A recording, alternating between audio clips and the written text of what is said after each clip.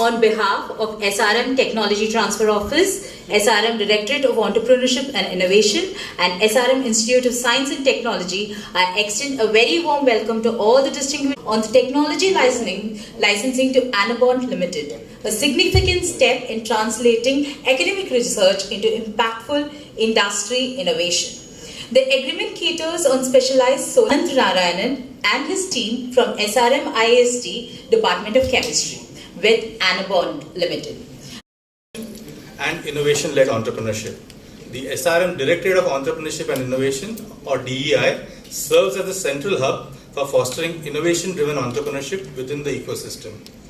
DEI works closely with students, faculty, researchers, and industry partners to translate ideas and research into viable startups. Technology's role in supporting numerous startups, enabling technology transfer initiatives, and creating a vibrant entrepreneurial ecosystem within SRM Institute of Science and Technology. Distinguished industry leader who has been instrumental in steering Anabond into one of Anabond Limited, respected Pro-Chancellor, and my dear colleagues. Gathered here today not merely to announce a business transaction.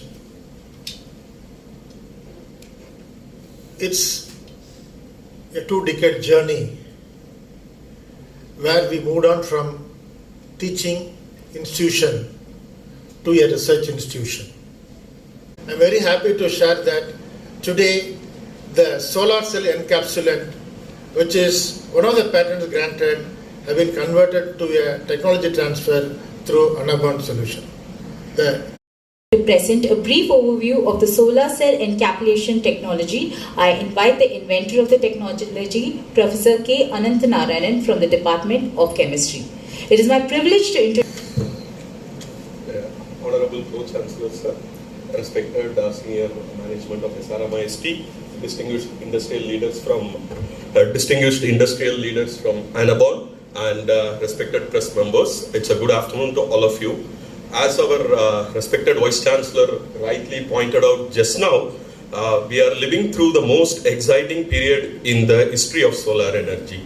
Solar cells are getting more and more powerful and more efficient, but behind every breakthrough, there is an invisible challenge. What is that challenge? How do you protect these solar cells in a very harsh environment for more than 25 to 30 years? It has to be stable. So I give you a simple analogy in a layman term so that all of us can easily understand that. All of us have a mobile phone in our pocket, and you all know that the main part of this mobile phone is the display technology. So what we do to protect this display technology, we use a tempered glass, right? So what this tempered glass does, this tempered glass is like a protective layer which protects your display of the phone from scratches or any uneventual incidents. So now the same thing you can just extrapolate it to the solar cell.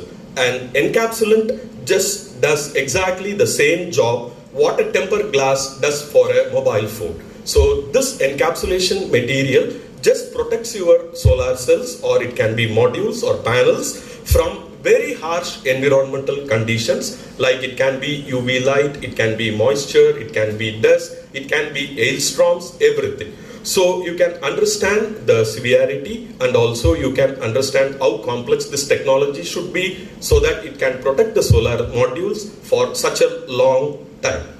Now you can ask me whether there is no encapsulant available. What is the new thing in this? This is the problem statement which we try to address over a long period of 4-5 years of research.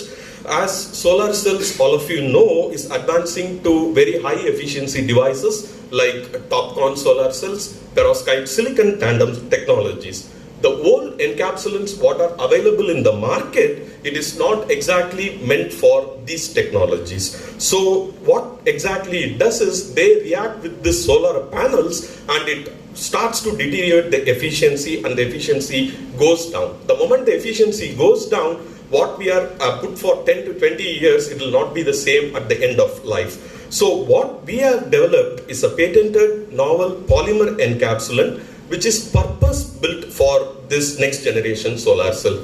Here I want to stress it, it is not an incremental improvement, but it's a fundamentally new approach towards this technology. So you can ask me, when you have this better encapsulant, what exactly this does? So whenever you have a better encapsulant, the first thing it does is it improves the lifetime of the solar panels. The moment you have an improved lifetime, the leverage cost of electricity comes down, and then it gives you a better resultant cost for power.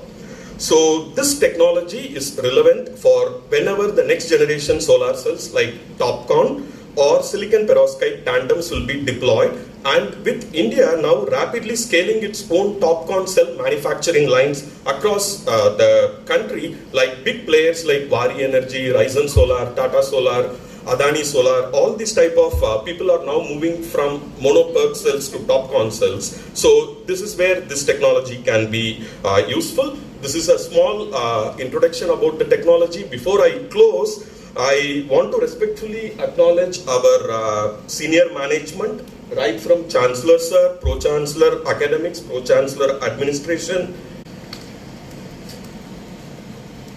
Center.